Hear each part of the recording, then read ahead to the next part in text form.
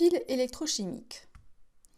En 1800, le physicien italien Alessandro Volta a présenté sa colonne dans laquelle sont empilés des disques de cuivre et de zinc en alternance, séparés par un tissu imbibé d'eau salée. Depuis, les piles électrochimiques n'ont cessé d'évoluer dans leur forme et dans leur capacité. Que se passe-t-il au niveau microscopique dans une pile ?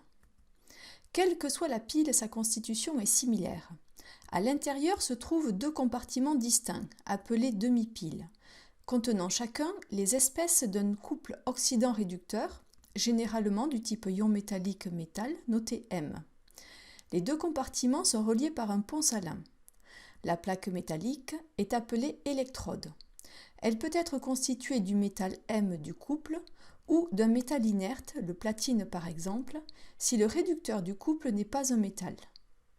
Une pile a une polarité, c'est-à-dire une borne positive et une borne négative. Pour déterminer cette polarité, on branche un voltmètre aux bornes de la pile. On mesure la tension, appelée tension à vide.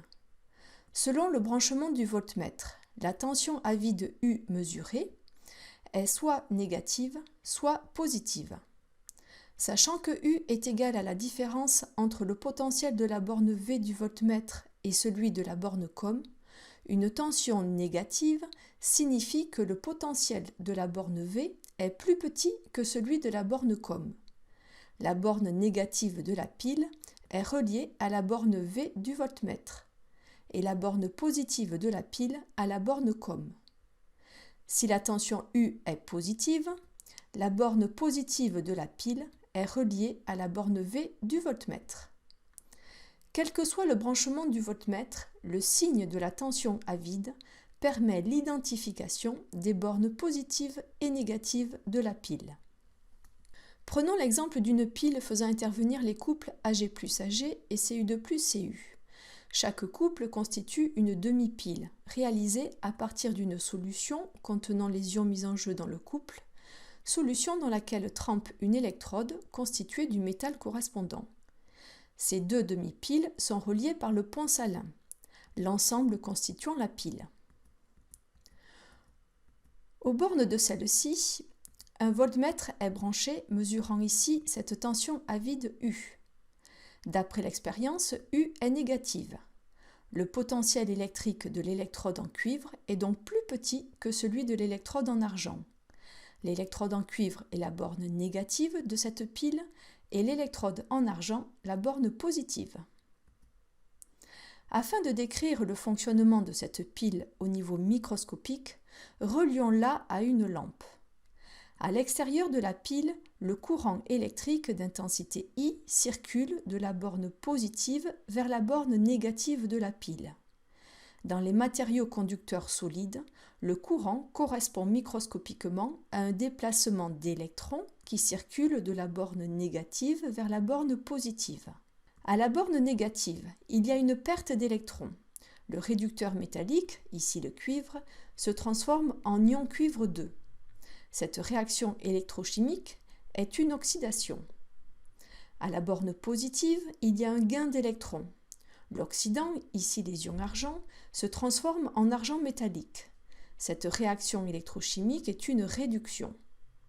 En combinant les deux réactions électrochimiques aux électrodes, on obtient l'équation de la réaction de fonctionnement de la pile. Ici, une mole de cuivre libérant 2 moles d'électrons réagira avec 2 moles d'ion argent pour former une mole d'ion cuivre 2 et 2 moles d'argent solide. La conservation des éléments et des charges électriques est respectée. Mais quel est le rôle du pont salin ? Au niveau microscopique, le pont salin contient généralement des ions dans une solution aqueuse gélifiée, par exemple des anions nitrates NO3- et des cations ammonium NH4+, le pont salin étant électriquement neutre comme toute solution. La solution aqueuse contenant les ions cuivre 2 est aussi composée d'anions, par exemple des ions nitrates. Comme la solution aqueuse contenant les ions argent, ces anions n'intervenant pas dans les descriptions précédentes n'avaient pas été notés. Ces réactions électrochimiques ne peuvent se faire seulement si les solutions restent électriquement neutres. ce qui est assuré par les ions présents dans le pont salin. Dans la solution de nitrate de cuivre, des cations Cu2+ apparaissent. Les anions NO3- présents dans le pont salin migrent dans cette solution afin de conserver sa neutralité électrique. Dans la solution de nitrate d'argent, les cations Ag+ sont consommés. Les cations NH4+, présents dans le pont salin, migrent dans cette solution afin de conserver à tout instant sa neutralité électrique. Au niveau microscopique, le courant électrique dans le pont salin et les solutions correspond à un déplacement d'ions. Le pont salin relie les deux demi-piles et a pour fonction de fermer le circuit pour assurer la circulation du courant et d'assurer la neutralité électrique des solutions. Les déplacements d'ensemble des électrons et des ions ont lieu simultanément tant que les réactions électrochimiques aux électrodes peuvent se faire. Cette limite de fonctionnement va permettre de définir la capacité électrique d'une pile. La pile débite si le système est hors état d'équilibre. Le quotient de réaction n'est pas égal à la constante d'équilibre. Une pile est dite usée si le courant électrique est nul. Le système a atteint l'état d'équilibre. QR est égal à K. La capacité électrique d'une pile est la charge électrique maximale que la pile peut débiter durant sa durée de vie. Cette charge électrique maximale est notée Q indice max, s'exprimant en coulombs, à ne pas confondre avec Q indice R représentant en chimie le quotient de réaction, grandeur sans unité. Qmax correspond au nombre total d'électrons pouvant circuler pendant la durée de vie de la pile, multiplié par la charge élémentaire portée par chaque électron, noté E, s'exprimant en coulombs. Ce nombre total d'électrons est égal à la quantité de matière maximale d'électrons échangés durant la durée de vie de la pile, en mol, multiplié par le nombre d'Avogadro Na, soit 602 10 puissance 23 électrons par mol. Cette quantité de matière maximale d'électrons échangés est déterminée à partir de la quantité de matière du réactif limitant.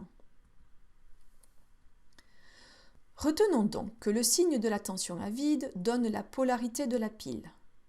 À l'extérieur de la pile, les électrons circulent de la borne négative à la borne positive. Le courant circule en sens inverse.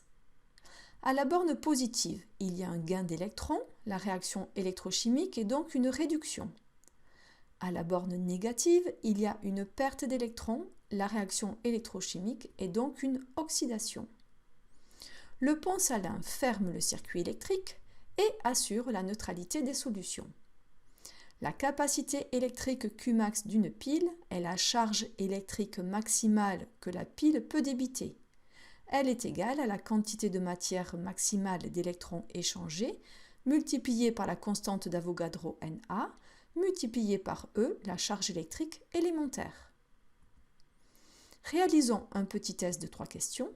Mettez en pause lorsque le symbole suivant s'affiche pour prendre le temps de répondre. Choisir la ou les bonnes réponses. La tension à vide aux bornes de la pile schématisée ci-contre est égale à 1,6 volts. A. L'électrode en argent est la borne positive. B. Il manque le pont salin. C. La circulation des électrons est représentée correctement. Attention, il manque le pont salin, toujours présent dans une pile, qu'elle soit insérée ou non dans un circuit électrique. La réponse B est correcte. Ici, la pile n'est pas insérée dans un circuit électrique. Seul un voltmètre est relié à ces bornes, appareil de mesure à travers lequel très peu d'électrons circulent, non représentés. La réponse C est incorrecte. Cette tension à vide U est mesurée. Elle est positive. L'électrode en zinc est la borne positive et l'électrode en argent la borne négative. La réponse A est incorrecte. Choisir la ou les bonnes réponses. Cette pile est reliée à un circuit électrique.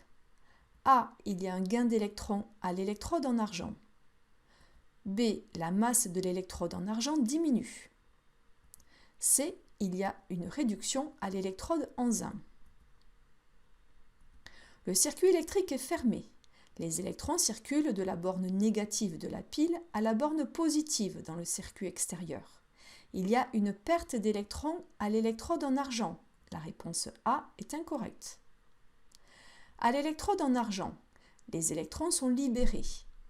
Une mole d'argent métallique se transforme donc en une mole d'ion Ag+.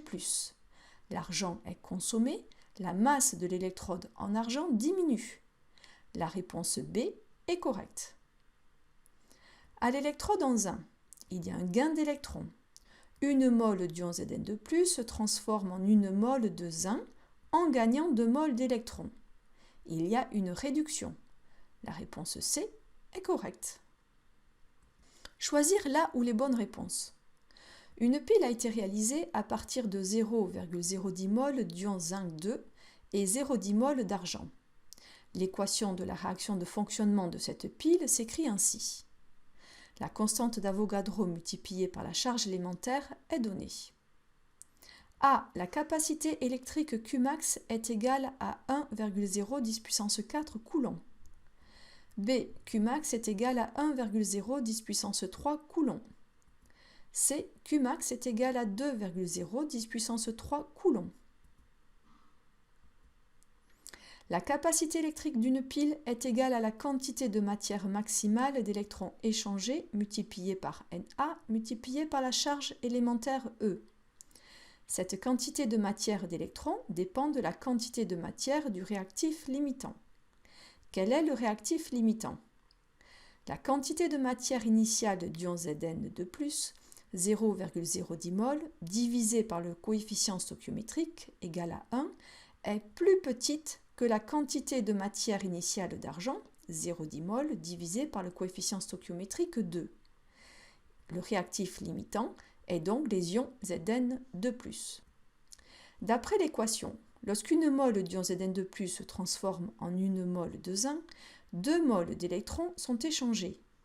La quantité maximale d'électrons échangés est égale à 2 fois la quantité de matière initiale des ions Zn2+, ici réactif limitant. D'où Qmax est environ égal à 2,010 puissance 3 coulombs. La réponse C est correcte.